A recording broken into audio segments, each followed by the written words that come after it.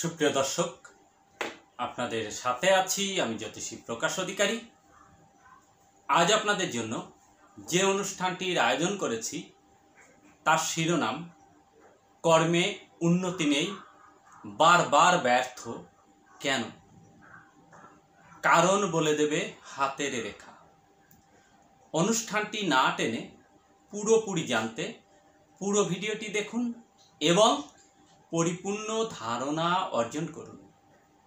সেই সাথে যারা আমার চ্যানেলটিতে নতুন, এখনও সাবস্ক্রাইব করেননি, তারা অনুগ্রহপূর্বক আমার চ্যানেলটি সাবস্ক্রাইব করুন এবং পাশে রাখার বেলটি প্রেস করে অল সিলেক্ট করে পরের ভিডিওর নোটিফিকেশন পেতে আমার সাথেই থাকুন। কথা দীর্ঘায়িত না করে চলুন আমরা ফিরে যাই আমাদের মূল আলোচনায়। আমাদের আজকের আলোচনার শিরোনাম কর্মে উন্নতি নেই, বারবার ব্যর্থ কেন? কারণ বলে দেবে হাতের রেখা। সুপ্রিয় দর্শক, বরাবরের মতো আমরা প্রথমে হাতের প্রধান রেখাগুলোর বৈশিষ্ট্য সম্পর্কে ধারণা নিব। হাতের এই রেখাটিকে বলে আয়ু রেখা।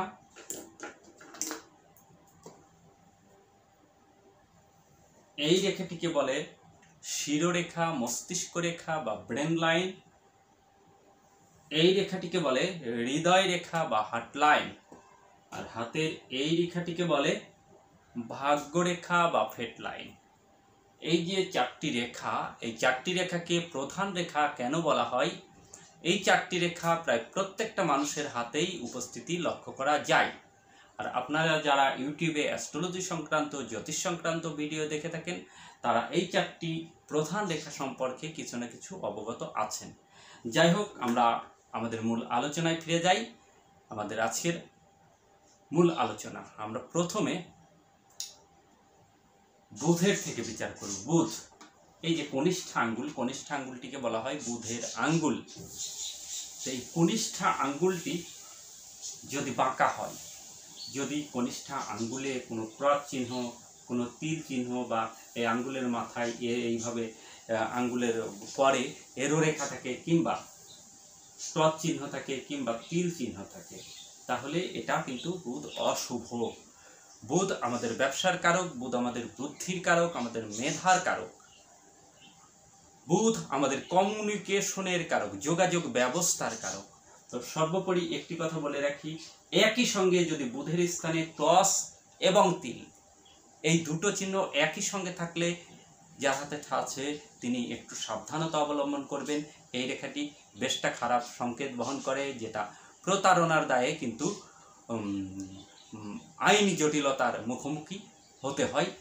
একই সঙ্গে ক্রস এবং তিল যদি দুটো একই সঙ্গে থাকে, আর যদি একটা একটা করে থাকে, তাহলে ব্যবসায় অসফল, ব্যবসা নাশ বোঝায়। অর্থাৎ বুদ্ধির যে প্রগাঢ়তা থাকে না জাতকের, বুধ আমাদের বাকপটুতা, বাকচাতুর্যতার কারক। বুধের স্থানে এই অশুভ চিহ্ন, তারপরে যে জাল চিহ্ন রয়েছে, এই ধরনের জাল চিহ্ন, তারপর দেখুন এরকমের জব চিহ্ন, সে যে কোনো স্থানে থাকতে পারে, এভাবেও থাকতে পারে, যেভাবেই থাক না কেন জব চিহ্ন। তবে এটি ফিশ সাইন হয়ে গেছে, এই যে এই ধরনের থাকলে সেটি জব চিহ্ন। জব চিহ্ন প্রধানত দেখা যায়, সাধারণত দেখা যায় এইভাবে খুব কমই থাকে। জব চিহ্ন কোনো রেখার সঙ্গে বেশি থাকে। এই যে এই ধরনের রেখা কিন্তু বুধে থেকে থাকে, এগুলো অত্যন্ত শুভ রেখা। এই রেখার উপরে যদি এই ধরনের সাইন থাকে, সেগুলো পারফেক্ট জব সাইন। তো এই জব সাইনগুলো যদি থাকে, তাহলে ব্যবসা নাশ বা ব্যবসা পতন হয়। জাতক যোগাযোগ রক্ষা করতে পারে না। একজন ব্যবসায়ীর কিন্তু মূল ব্যাপারটি হচ্ছে তার বাকপটুতা, বাকচাতুর্যতা এবং তার যোগাযোগ ব্যবস্থাকে উন্নতি করা, অর্থাৎ মানুষের সঙ্গে ডিল করা। যে বিষয়টি, এই ডিল করার বিষয়টি কিন্তু এই থেকেই জাতক ব্যর্থ হয়, করতে পারে না, এবং কথা দ্বারা মানুষকে মোহিত করতে পারে না। তাই তার জীবনে ব্যবসায়ী ক্ষেত্রে ব্যর্থতা নেমে আসে। এটি আবার বুধের আঙ্গুল, বুধে যদি ক্রস সাইন থাকে, এই ধরনের ক্রস চিহ্ন থাকে, তাহলে এই জাতকের মধ্যে কিন্তু ছলনা, কপটতা, বুধ ছলনা, অশুভ থাকলে ছলনা, কপটতা, পরের যে বিষয়টি, যে বিষয় সম্পদ, এগুলো মেরে দেওয়ার বা অন্যায় পথে অর্থ আয়ের একটি প্রবণতা কিন্তু জন্ম নেয় জাতকের মধ্যে। এগুলোও কিন্তু অশুভ বুধের থেকে হয়ে থাকে। এবার আমরা রবির ক্ষেত্র দেখব। হাতের অনামিকা আঙ্গুলটি হচ্ছে রবির আঙ্গুল, আর অনামিকা আঙ্গুলের নিচের যে মাউন্টটুকু, এই মাউন্টটুকে বলা হয় রবির মাউন্ট বা সান মাউন্ট। তো এই আঙ্গুল যদি বাঁকা থাকে তাহলে রবি অশুভ, বাঁকা থাকলে রবি অশুভ। এই আঙ্গুলে এই ধরনের ক্রস সাইন কিংবা এক্সট্রা কর কিংবা যে কোনো পর্বে আঙ্গুলে যে কোনো পর্বে তিল সাইন যদি থাকে তাহলে রবি অশুভ রয়েছে। রবির স্থানে এই ধরনের যে রেখাটি থাকে, এই রেখা সেটি দীর্ঘ বা ক্ষুদ্র যেটি হোক না কেন, এই ধরনের রেখা থাকলে সেটিকে বলে রবি রেখা। এই রবি রেখা যদি না থাকে তাহলেও রবি অশুভ। রবি রেখা রয়েছে, রবি রেখাতে এইভাবে এরো রেখার দ্বারা কর্তৃত রবি অশুভ। রবির পারফেক্ট ক্রস রবি রেখার উপরে, সেটা যেখানেই থাক না কেন, এভাবে যদি থাকে, এখানেও যদি পারফেক্ট একটি ক্রস রবি রেখার উপরে থাকে তাহলে কর্ম পরিবর্তন হয়। জাতক যে কর্ম করছে সেই কর্ম ধরে রাখতে পারে না এবং কর্ম পরিবর্তন হয়ে যায়, অন্য কর্মে লিপ্ত হয়। তো এই রবি রেখায় এরো রেখার দ্বারা কর্তৃত রবির স্থানে জাল চিহ্ন, তিল চিহ্ন কিংবা ক্রস চিহ্ন কিংবা জব সাইন, রবি রেখাতে জব সাইন, এই যে রবি রেখা, রবি রেখাতে জব চিহ্ন বা দ্বীপ চিহ্ন, এটি যদি থাকে তাহলে জাতকের মর্যাদা হানি, দোষ না করে দোষী, অপরাধ না করে অপরাধী। রবি আমাদের সম্মান, আত্মমর্যাদা, রবি আমাদের আত্মবিশ্বাস, রবি অর্থের কারক। তো এইগুলো থাকলে মানুষের আত্মবিশ্বাস নষ্ট হয়ে যায়, জাতকের মধ্যে কনফিডেন্স যে লেভেলটি এটি কিন্তু আস্তে আস্তে ক্ষীণ হতে থাকে, ক্ষীণ থেকে ক্ষীণতর হতে থাকে। আমি পারবো না, আমার দ্বারা কি হবে, এই জাতীয় একটি সমস্যা কিন্তু জাতকের মধ্যে থেকে থাকে, এসে যায় এবং কর্মে ব্যাপক বাধা। একটি সমস্যা যাচ্ছে তো আরেকটি সমস্যা এসে উপনীত হচ্ছে, একটি সমস্যা চলে যায় আরেকটি সমস্যা এসে দুয়ারে যেন কড়া নাড়ে, এরকম প্রবলেম হতে দেখা যায়। আয়ের চেয়ে ব্যয় বেশি, অতিরিক্ত খরচের যে প্রবণতা, অর্থাৎ আয়ের চেয়ে ব্যয়ের কারকতাটা যেন বেড়ে যায়, অর্থাৎ সামাল দিতে পারে না, আয় ব্যয়ের সমতায় জাতক সামাল দিতে পারে না। অপ্রত্যাশিত খরচ কিন্তু জাতকের জীবনে এসে যায়, সম্মানে নষ্ট হয়, মানুষ তাকে মর্যাদাবান লোক কিন্তু এই পূর্বে মর্যাদাবান ছিল, কিন্তু এই রেখাগুলো হওয়ার পর তার মর্যাদা ক্ষুণ্ণ হতে শুরু হয়েছে, কর্মের ক্ষেত্রে ব্যাপক বাধা সৃষ্টি হয়েছে। তারপর এই ধরনের যে আত্মবিশ্বাস, বিশেষ করে আত্মবিশ্বাস একদম ভেঙে যেতে থাকে জাতকের। এবার দেখব এই যে মধ্যমা আঙ্গুল, এই আঙ্গুলটিকে বলে শনির আঙ্গুল বা সাটান ফিঙ্গার। এই সাটান ফিঙ্গারের নিচের যে মাউন্টটুকু, অর্থাৎ এই রবির আঙ্গুল এবং শনির আঙ্গুলের মাঝ থেকে রেখা টানুন, শনির আঙ্গুল এবং বৃহস্পতির আঙ্গুলের মাঝ থেকেও রেখা টানুন হৃদয় রেখা পর্যন্ত। এই যে মাঝের যে স্থানটুকু, এইটুকু সাটান মাউন্ট। এই শনির আঙ্গুল যদি বক্র হয়, এদিকে বক্র হোক বা এদিকে বক্র হোক, আঙ্গুলটা এরকম সরু, গোড়ার দিকে মোটা, অর্থাৎ আঙ্গুলটা দেখতে একটু খারাপ, তাহলে শনি অশুভ। শনির আঙ্গুলে এক্সট্রা দাগ, এরো রেখা, সেটা যে কোনো পর্বে হতে পারে, ক্রস চিহ্ন কিংবা তিল চিহ্ন যে কোনো পর্বে হতে পারে, এগুলো থাকলে শনি অশুভ। শনির এই মাউন্টে চাল চিহ্ন, তিল চিহ্ন, ক্রস চিহ্ন কিংবা জব চিহ্ন কিংবা এই যে এই ধরনের রেখা শনিতে থাকলে সেগুলো ভাগ্যরেখার মতো ফল দেয়। এই রেখার উপরে জব সাইন কিংবা ভাগ্যরেখা শনিতে গেছে, শনিতে গিয়ে এখানে জব চিহ্ন বা দিক চিহ্ন সৃষ্টি হয়েছে, এমনটি হলে শনি অশুভ। আবার শনির এই দুই মাউন্টের দুই পাশে উঁচু, মাঝখানে গর্ত, সেটিও শনি অশুভ। শনির এই স্থানটি যদি অতিরিক্ত ফোলা, বেশ ফোলা মাংসালো থলথলে থাকে, তাহলেও শনি অশুভ। তো শনি অশুভ থাকলে জাতকের মধ্যে বিদ্রোহীমূলক মনোভাব সৃষ্টি হয়।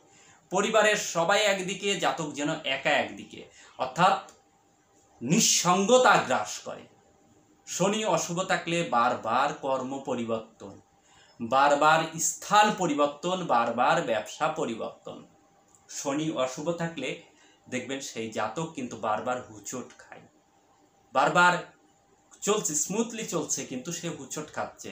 আবার অনেক সময় পায়ের পাতা ছেঁচড়ে যাচ্ছে, পা বাঁকা হয়ে পড়ছে, হাড়ের কোনো হাড় বা হাড়ের কোনো মজ্জার কোনো ব্যথার জন্ম নেয় শনি অশুভ থাকলে।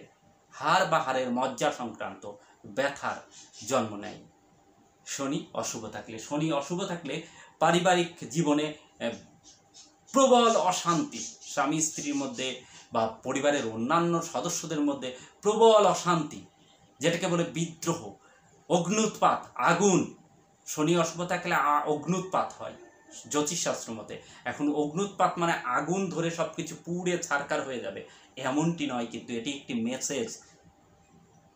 হতে পারে অগ্নুৎপাতও, এটিও অমূলক নয়, কিন্তু একটি তত্ত্ব কথা রয়েছে। এটি তথ্যটা হচ্ছে আগুন লাগা, আর তথ্যটি হচ্ছে আগুন লাগা, আর তত্ত্ব কথা হচ্ছে হৃদয়ে অগ্নুৎপাত, অন্তর্দহন, পরিবারে অগ্নুৎপাত, হৃদয়ের বা মনের শান্তি বিনষ্ট হওয়া, এগুলো শনি অশুভ থাকলে হয়ে থাকে। শনি অশুভ থাকলে কোনো কাজেই এগোনো যায় না। শনি আমাদের কর্মফলদাতা, আমরা যে কর্ম করে থাকি সেই কর্মের ফলাফল কিন্তু শনি মহারাজ প্রদান করেন। অর্থাৎ আমরা যখন সৎকর্ম করব তখন সুন্দর ফল, শুভ ফল শনি প্রদান করে। যখন অসৎকর্ম করব তখন অশুভ ফল শনি প্রদান করে। জ্যোতিষশাস্ত্রে দুই ধরনের কর্মফলকে নির্দেশ করেছে, একটি হচ্ছে পারদ্ধ কর্মফল, একটি ইহলৌকিক কর্মফল। আমাদের পারদ্ধ কর্মফল যেটি ভোগ করে আসতে পারিনি, সেই কর্মফল কিন্তু আমাদের ভোগ করতে হয়, যেটি জন্ম সময়ে শনি অশুভ অবস্থান সৃষ্টি করে। আর ইহলৌকিক কর্মফল, যেটা আমরা অনেক সময় আমাদের মনের অজান্তেও অশুভ অন্যায় কাজ করে ফেলি, করবার পর অনুশোচনা বোধ করি। আসলে আগুন তো আগুনই, আগুনে জেনে হাত দেন বা না জেনে হাত দেন, ও আগুনের কাজ দহন করা, আগুন পোড়াবে। আপনি না জেনে করলেও পাপ কিন্তু পাপই, পাপ কিন্তু পাপকে ছাড়ে না। আর শনি মহারাজ কিন্তু সেই পাপের ফল, অর্থাৎ আমাদের সেই পুণ্যকর্ম বা পাপ কর্মের ফল প্রদান করবার জন্য তিনি প্রস্তুত রয়েছেন। তিনি আমাদের সেই ফলটাই প্রদান করে। তাই শুভ কর্ম করলে শুভ ফল পাওয়া যায়। দেখুন, জ্যোতিষশাস্ত্র মতে মনে দাগ না পড়লে হাতে দাগ পড়ে না। অর্থাৎ আমাদের মস্তিষ্ক, আমাদের ব্রেন যখন কোনো নেগেটিভ কর্ম বা নেগেটিভ কর্ম পরিকল্পনা না বা নেগেটিভ ভাবনা করে, তার প্রতিশ্রবী রূপে হাতে কিছু কিছু নেগেটিভ রেখা ফুটে ওঠে। 100% ওঠে এমনটি বলছি না, তবে অনেকটাই নেগেটিভ রেখা কিন্তু ফুটে ওঠে। দেখবেন হাতের রেখা 5-6 মাস পর পর পরীক্ষা করবেন, চেঞ্জ হয়, হাতের রেখা পরিবর্তন হয়, কোনো রেখা মুছে যাচ্ছে। ক্ষুদ্র যে রেখাগুলো, প্রধান রেখাগুলোর, এই যে প্রধান রেখা, এগুলোর কিন্তু কোনো পরিবর্তন হয় না, তেমন পরিবর্তন হয় না। তবে ক্ষুদ্র ক্ষুদ্র সূক্ষ্ম সূক্ষ্ম রেখাগুলো কিন্তু পরিবর্তন হয়। কখনো অশুভ রেখা মুছে যায়, কখনো শুভ রেখার জন্ম দেয়, কখনো শুভ রেখা মুছে অশুভ রেখার জন্ম নেয়, এমনটি হয়। তাই আমরা যখন পজিটিভ চিন্তা করব, পজিটিভ কর্ম করব, পজিটিভ রেখাগুলোই কিন্তু আমাদের হাতে ফুটে ওঠে। এটি কিন্তু শনির কারকতা। এবার আমরা আসব বৃহস্পতির ক্ষেত্রে। এই যে তর্জনী আঙ্গুলটিকে বলা হয় বৃহস্পতির আঙ্গুল।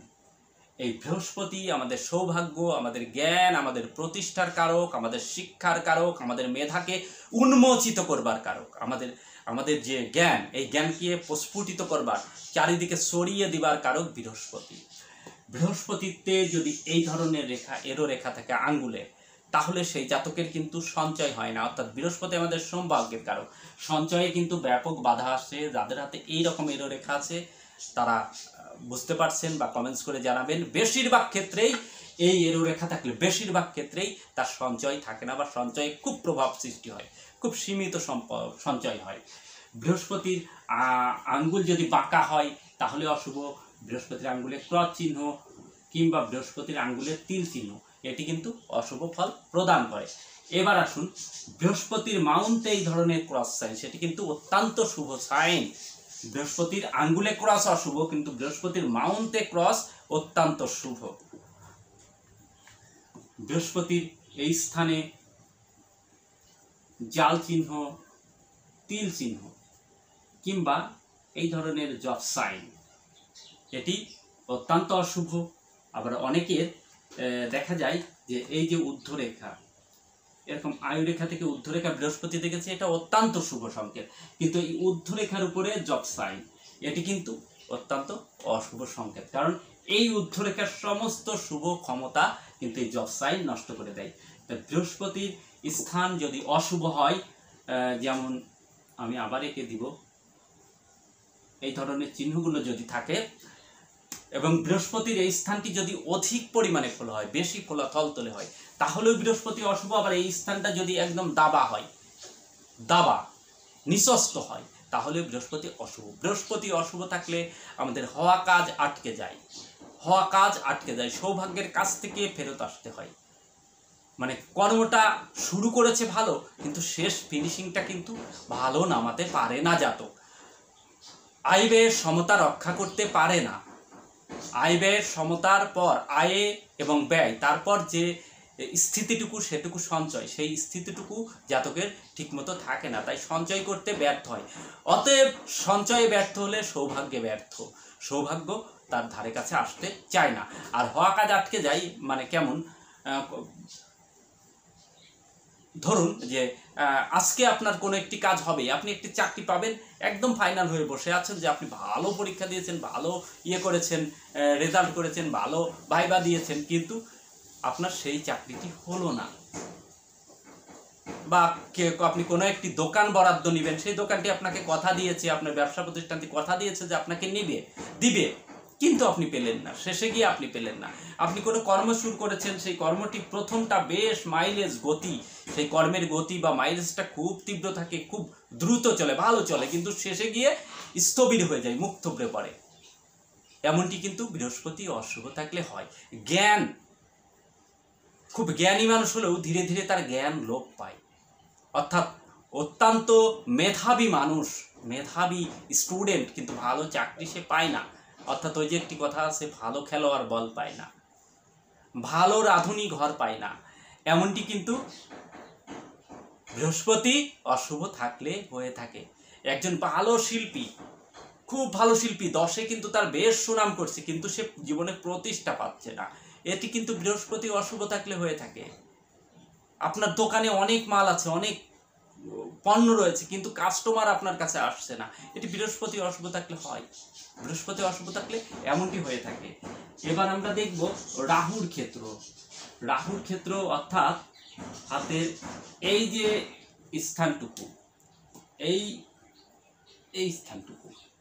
স্থানটুকু মূলত নিম্নমঙ্গল। এই নিম্নমঙ্গল থেকে রাহুর বিচার করা হয়। এই রাহুর স্থানটি যদি আরেকটু বেশি থাকে তাহলে শুভ। দেখুন এখানে আমি যেভাবে এঁকেছি এটি খুব কম জায়গা পেয়েছে, আর একটু বেশি জায়গা পেলে সেটি শুভ হয়। এই যে এরকম হলে একটু বেশি জায়গা, এরকম থাকলে রাহু শুভ, কিন্তু এখানে জায়গা কম পেলে রাহু অশুভ। আবার এইখানে যদি ফোলা মাংসালো থাকে তাহলে রাহু শুভ। আর এইখানে যদি কোচকানো, বৃদ্ধ মানুষের চামড়ার মতো বা শুটকো ফলের মতো হয়ে থাকে, কোচকানো হয়ে থাকে, অল্প জায়গা হয়ে থাকে, তাহলে রাহু অশুভ। রাহুর স্থানে এই ধরনের অসংখ্য ক্ষুদ্র রেখা থাকলে রাহু অশুভ। রাহু অশুভ থাকলে মানুষকে ঋণগ্রস্ত, দেনাগ্রস্ত হতে সাহায্য করে। যে বয়সে রাহু আয়ুরেখাকে স্পর্শ করে সেই বয়সে জাতকের জীবনে অর্থাৎ শরীরে কিছু না কিছু শারীরিক দুর্বলতা বা অসুস্থতা কিন্তু লেগেই থাকে। রাহু অশুভ থাকলে অসুস্থতা, শরীর ভালো যায় না, ছোটোখাটো সমস্যা তার লেগেই থাকে। এবং রাহু এই স্থান থেকে যদি কোনো রেখা এইভাবে শনিতে গিয়ে উপনীত হয় তাহলে শ্রাপিত দোষের সৃষ্টি হয়। এইভাবে রবিতে গেলে সেটি গ্রহণযোগ সৃষ্টি হয়, জাতকের জীবনে উন্নতি করতে গ্রহণ অর্থাৎ আধারে ছেয়ে দেওয়া, জাতকের বুদ্ধি নাশ হয়ে যায়, বুদ্ধি লোপ পেয়ে যায়। রাহু এমনিতেই অন্ধকার গ্রহ, ছায়া গ্রহ, তাই রাহু যখন সূর্যকে দেখবে বা সূর্যে গিয়ে উপনীত, সূর্য অর্থাৎ রবিতে গিয়ে উপনীত তখন গ্রহণ, জাতকের জীবনে গ্রহণ লাগে, গ্রহণ লাগলে সব অন্ধকারে ছেয়ে যায়। ঠিক তেমনই জাতকের জীবনে সমস্ত উন্নতি, সমস্ত সৌভাগ্য, সমস্ত সুনাম এবং কৃতিত্ব কিন্তু ধীরে ধীরে লোপ পেতে থাকে। রাহু যদি এইভাবে বুধে গিয়ে উপনীত হয় বা বুধের দিকে উপনীতও না হলো, বুধের দিকে দৃষ্টি করে, তবুও এটি বুদ্ধি নাশযোগ। নিজের বুদ্ধি ভুলে জাতকের ব্যবসা নষ্ট হয়, নিজের বুদ্ধির ভুলে জাতক জীবনের সমূহ ক্ষতি সাধিত হয়ে থাকে জাতকের নিজের বুদ্ধির ভুলে। রাহু যখন এইভাবে মঙ্গলে গিয়ে উপনীত হয় সেটিকে ছন্ন ছাড়া যোগ বলে। জাতক যাযাবরের মতো জীবনযাপন করতে পারে, জাতকের কর্মের স্থায়িত্ব থাকে না, ছন্ন ছাড়ার মতো একটি ভাব। এটি একটি পরকীয়া যোগেরও সৃষ্টি করে, নারীর প্রতি বিবাহ বহির্ভূত সম্পর্ক সৃষ্টি করে এবং এটি ভয়াবহ একটি সমস্যা সৃষ্টি করে, যেটি শারীরিক শরীরের উপরে জাতকের আঘাত আসতে পারে এই পরকীয়া প্রেমের কারণে। তো রাহু যদি এই ধরনের অশুভ থাকে, আমি বোর্ডটি পরিষ্কার করে নিব। সুপ্রিয় দর্শক, তার আগে আপনাদের কাছে আমার একটি রিকোয়েস্ট থাকবে, অনুষ্ঠানটি ভালো লাগলে অবশ্যই আমাকে একটি লাইক দিবেন। আপনারা যদি আমার এই অনুষ্ঠান থেকে কিছু পান তাহলে তার নিদর্শন স্বরূপ আমাকে একটি লাইক রেখে যাবেন। আপনাদের একটি লাইক পেলে আমি অন্তত বুঝতে পারি আপনারা কিছু এখান থেকে জানতে পারছেন বা আমি আপনাদের বোঝাতে পারছি কিনা, এর নিদর্শন স্বরূপ একটি লাইক দিয়ে যাবেন। এই রাহুর ক্ষেত্রে যদি তীর চিহ্ন থাকে, যদি ক্রস সাইন থাকে, রাহুর ক্ষেত্রে ক্রস সাইন থাকলে সেটি যদি কোনো লেখক বা কোনো প্রকাশক হাতে থাকে তাহলে এরা ভালো লেখক হতে পারে, কিন্তু তার ব্যতীত যদি এই সাইনটা থাকে তাহলে মানুষের জীবনের প্রতি বিতৃষ্ণা জন্ম দেয়, জীবনের প্রতি মায়া থাকে না তাদের। এটি থাকে, এই তিল চিহ্ন থাকলেও জাতকে অন্যায় পথে গমন করায়। রাহুর স্থানে এই ধরনের অশুভ চিহ্ন থাকলে নেশাগ্রস্ত, দেনাগ্রস্ত, ঋণের দায়ে জরা জীর্ণ, অন্ধকার জগতে প্রবেশ অর্থাৎ কুস্থানে গমন, যেটাকে বলে পতিতালয় বা এরকম নোংরা স্থানে মানুষকে গমন করে না করাই এবং মদ এবং জোয়ায় আসক্ত করতে সাহায্য করে এই রাহু। সাহায্য করে অর্থাৎ রাহু জাতক বা জাতিকাকে মদ, জোয়া, নেশা আসক্ত, অবৈধ সঙ্গমের দিকে কিন্তু নিয়ে যায় এবং বুদ্ধিকে ভ্রম করে, বুদ্ধি নাশ করে দেয়, বুদ্ধি নষ্ট করে দেয় জাতকের বা জাতিকার জীবনে এই রাহু।